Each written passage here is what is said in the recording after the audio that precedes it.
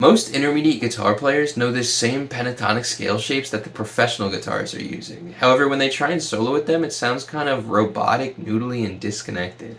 In this video, I'm going to show you how to use those same scale shapes to tell a story with your solos. A story with a clear beginning, middle, and end. When we think about playing solos this way, every phrase and every note is going to sound much more intentional. Now, I've taught hundreds of lessons helping guitar players go from playing solos that sound like scales to playing things that actually sound musical. That means that this video isn't going to be another learn all the modes video or play these 5 blues licks. This is going to be what you really need, a clear vision of what you're shooting for. So the first thing we need to do to tell a story with our solos is slow it down. When you go to solo, let's say we're just playing, let me set a little loop up as an example here.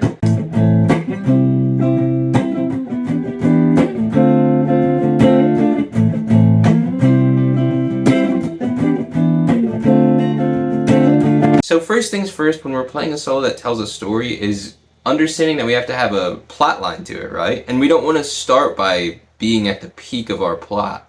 If you think about a story or book, movie, TikTok, a YouTube video, whatever it is you consume, it never starts, actually a TikTok usually does start pretty intense. They gotta really grab them eyeballs.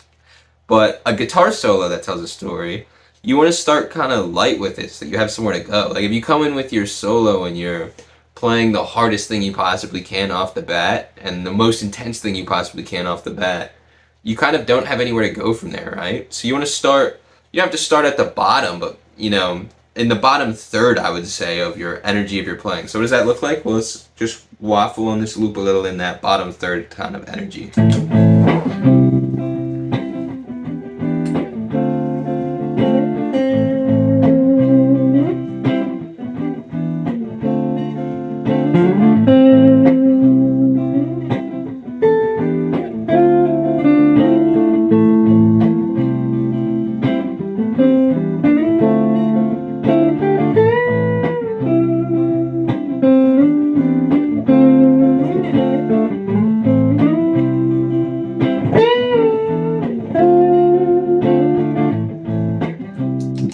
So your whole solo doesn't have to be super low energy, but starting at low energy is gonna help you a lot in terms of being able to have emotion in your solo and make it more engaging to listen to, because nobody wants to listen to a solo that's just like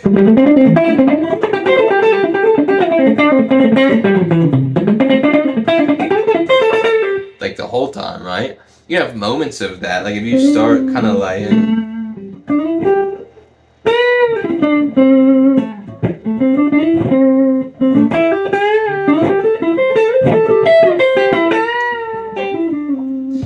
you can have them waves of the energy, but you want to start super low.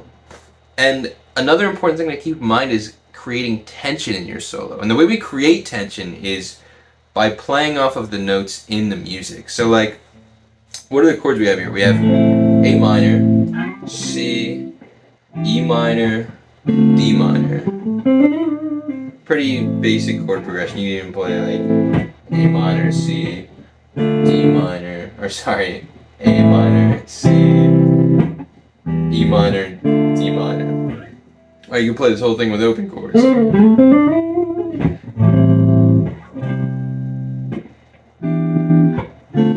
The first thing is that the home notes are those notes in the chord. So those are going to be your lowest tension notes. Like those are the notes of the music. So if I'm playing over it and I don't want any tension,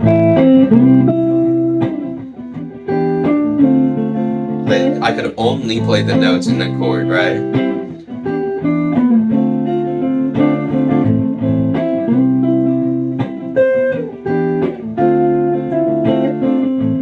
But that also kind of gets boring. So we need to find an in-between, and that's using extensions on the chords. Like if we're to imagine what other notes could be on the chords or what other notes are in our pentatonic scale, we can bring a lot to the music, especially with bends. Like bending is a super great way to add tension. Let me give you a little bending example and then I'll break it down for you.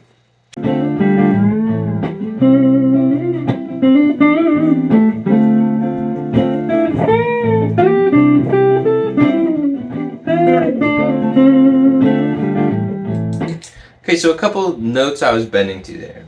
when we were on our A minor, I was starting actually on A on the top here and bending a whole step up. And a good thing to note with your bend is to bend with a little twist of the wrist. So you don't want to bend with just your fingers because you're going to cook your hands and you're not going to bend that far. So a little... That's what you want in that bend. Hope that made sense. And then we're going to take that. So I'm on A, bending a whole step up. Not even quite, honestly. A lot of times with the bends, I think it sounds good to almost be a little flat with the bend. You never want to be too sharp with the bend. That's going to sound terrible. But if you're a little flat, I think it can add a little motion to it because you can be flat and then push it into it like. So that's always fun. I feel like that adds a lot of character to your playing to kind of be like, wow, wow, wow, wow. Right? So it's almost vocal then. So what I'm doing there is, if I'm thinking about the chord, right, that's the root and then I'm bending it up a whole step. So we're kind of bending it to the 2. It's almost like, or you can think about it as being the 9 of the chord. Like if you're counting up 1, 2, 3, 4, 5 with the notes. So it's like adding a new tension to the chord. And you can do this all the way around. Like say we're on that A minor, we can bend up to the 9. Or we can bend up anywhere really. Like here we can bend up, this is a pretty common bend on the 8th fret of the B string here. Bending up a whole step, you bend into the 1. And then you can do like play the 5th fret on the E string and bend with the 8th fret on the B string at the same time. It's a pretty classic guitar moment. You can do that pretty much anywhere in the scale. It's backwards. But yeah, bending and creating tension in your playing is super important. So thinking about the chords as you go around, like say we're on A minor, you can think about what notes could I add to that, right? And that's as simple as playing A minor and then you can test notes out, see how they sound. You'll kind of get an idea of what notes sound good. The beautiful thing about the pentatonic scale though is that over A minor, pretty much any of those pentatonic notes are going to sound good, right? Like, let's see. Maybe not this one on the, but only if you're on the A string. If you're on the G string, you kind of hit it. It just sounds muddy a little on the A string.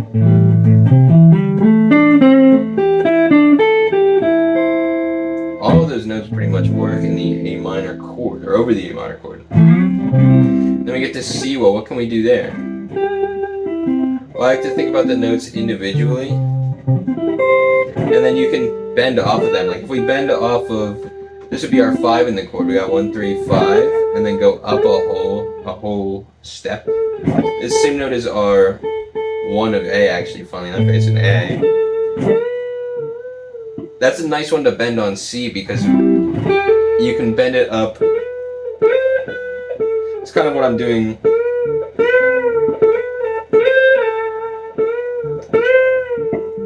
I'm bending up to the major 7 of the chord. So it's like, but so having those notes that are next to each other, like you can use those pretty creatively to bend into one note and then the next note if you're comfortable doing those bigger bends. I know sometimes, who is it? Jimmy Page will do like 2 whole step bends. So that can be fun if you're trying to go all out with it, but it's not really necessary. But bends help it sound much more vocal, much more vocal. By the way, if you want to work directly with me to be able to write and improvise across the whole fretboard, check that video in the top link in the description and it goes over exactly what that'll look like. Another important thing when telling a story with your solos is adding motifs to your solos. This can kind of just be like a lick you keep going back to. So let's go around that loop again and I will add a motif into the solo that I keep going back to give you an idea of what that looks like.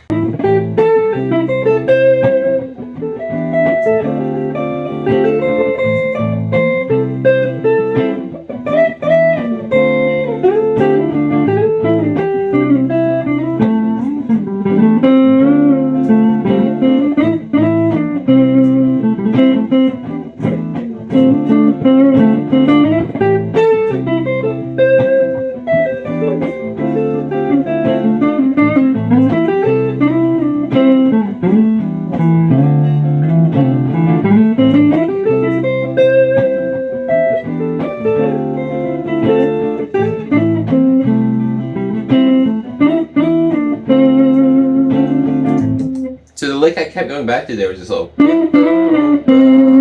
it can be anything. What's just important is that you find it. And it doesn't even have to be premeditated. You can be improvising and land on a lick and just start using it everywhere. Like play an octave up, it'll play an octave down. You can even like play an octave of it together if you want. But having that little lick to go back to is super powerful. And it can even be an idea that moves across the scale. Like I was playing it mainly in that one spot, but say I wanted to move it around, right?